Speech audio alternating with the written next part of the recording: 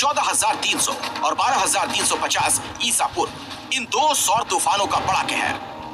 वैज्ञानिकों के मुताबिक मानव सभ्यता के बेहद शुरुआती दौर में आए ये दो तूफान 775 ईस्वी के तूफान से भी ज्यादा ताकतवर रहे होंगे, क्योंकि इस काल के जो रेडियो एक्टिव कार्बन मिले उससे पता चला होगा धरती पर आज के ऑरोरा लाइट्स जैसी रोशनी कई दिनों तक रही होगी।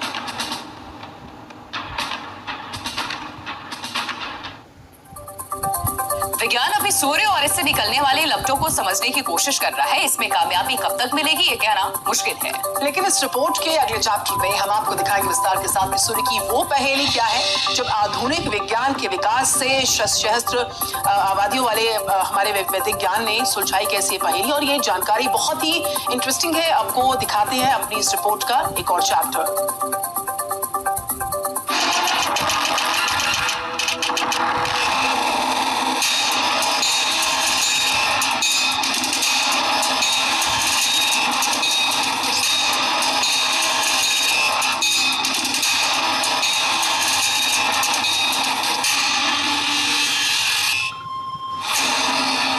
जिसे एक सौर मंडल को मौजूद विज्ञान ने खोजा, उसके जीवनदाता सूर्य को पहले भारतीय वैदिक नजरिए से समझिए। सप्त दिशो नाना सूर्या देवा आदित्य ये सप्ताह। सूर्य के अस्तित्व पर दुनिया के सबसे पुराने ग्रंथ ऋग्वेद का ये श्लोक बताता है सूर्य एक नहीं ब्रह्मांड की। जी हाँ, सूर्य देखने में स्थिर है, लेकिन वो अपनी जगह घूमते हुए आकाश गंगा की परिक्रमा करता है। आकाश गंगा में सूर्य एक सेकंड में 220 किलोमीटर की दूरी तय करता है। ये ठीक वैसे ही है जैसे धरती सूर्य की परिक्रमा करती है। ये जानकारी वैदिक ग्रंथों में लिखित है। सफेद है सूर्य का प्रकाश मंडल। धरती पर 8.20 मिनट में आती है किरण। वैदिक गणना के मुताबिक सूर्य रथ के 7 घोड़े धरती पर उतरने वाली सूर्य किरण के 7 रंगों के प्रतीक हैं। आज विज्ञान भी ये मानता है कि सूर्य अथाह ऊर्जा की वजह से इतना चमकीला है, वो सफेद दिखता है।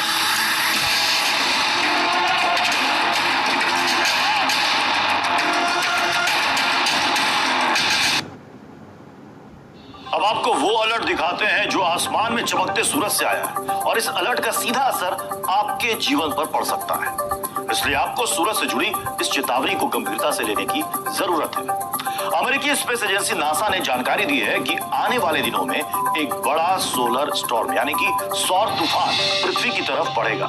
सौर तूफान सूर्य की वो प्रक्रिया होती है जब सूर्य से बड़ी तादाद में ऊर्जा और ज्वाला निकलती है और आकाशगंगा में ये फैल जाती है। नासा ने जो जानकारी दी है उसके अनुसार 28 और 29 मई और 13 और 14 जून को सौर तूफान का प्रभाव धरती पर पड़ सकता है। नासा के अलर्ट में यह भी कहा गया है कि आने वाले सौर तूफान की वजह से धरती पर इंटरनेट, मोबाइल नेटवर्क और जीपीएस जैसी सेवाएं बाधित हो सकती है। अब आपके अंदर एक सवाल उठ रहा होगा कि समंदर में तूफान तो हमने सुना था, लेकिन सूरज से कैसे तूफान आता है? इस सवाल का जवाब भी हम आपको देंगे, लेकिन पहले आपके लिए यह जानना जरूरी है कि सूरज से उठा तूफान आपके इंटरनेट और मोबाइल का नेटवर्क कैसे गायब कर सकता है। जब सूर्य से ऊर्जा का एक बड़ा तूफान धरती पर आता है तो वो धरती के आयनोस्फीयर यानी कि अगर आयन मंडल के कणों में सौर तूफान की वजह से कोई बाधा आती है तो मोबाइल नेटवर्क बाधित हो सकता है। अब हम आपको बताते हैं कि आखिर सौर तूफान प्लाज्मा है सूर्य के अंदर, जो कोरोना में जो प्लाज्मा है बहुत ज्यादा क्वांटिटी में, बहुत ज्यादा मात्रा में सूरज की सतह से बाहर यानी कोरोना से बाहर निकलती है और चारों तरफ फैल जाती है। तो जैसे हमारा पृथ्वी है तो हमारी पृथ्वी की तरफ भी आती है। इसी को जो है कि आप सोलर तूफान या सोलर फ्लेयर या सौर ऊर्जा का तूफान कहते हैं। वैज्ञानिक देख समझ रहे हैं 13 मई से सूर्य पर कैसे विस्फोट हो रहे हैं, एक्स क्लास फ्लेयर्स कैसे बड़े हो रहे हैं, सतह पर कितने सनस्पॉट एक्टिव हुए हैं। लेकिन देखने समझने का मतलब अभी ये नहीं कि सूर्य की लपटों को नियंत्रित कर सकते हैं, बल्कि इनके आगे इतने लाचार हैं हम कि देखते ही देखते हमारे आधुनिक विकास की तमाम निशानियां, mobile tower, internet, electric poles और नेविगेशन सिस्टम से जुड़े यंत्र नाकाम हो जाते हैं। जैसे इस बार के सोलर स्टॉर्म में हो रहा है। पिछले 12 दिनों में सूर्य की तूफानी लपटों ने धरती के अलग अलग हिस्सों में तबाही मचाई।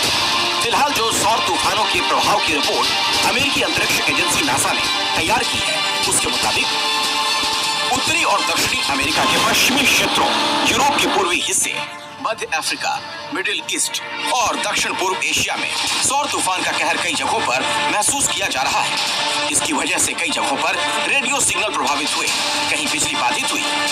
इसके अलावा कई जगहों पर मोबाइल इंटरनेट जैसे कम्युनिकेशन सिस्टम भी प्रभावित हुए हैं।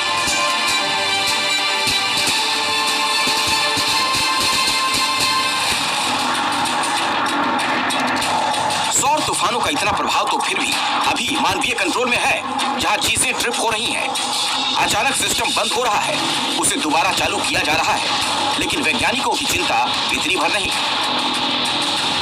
कोरोनल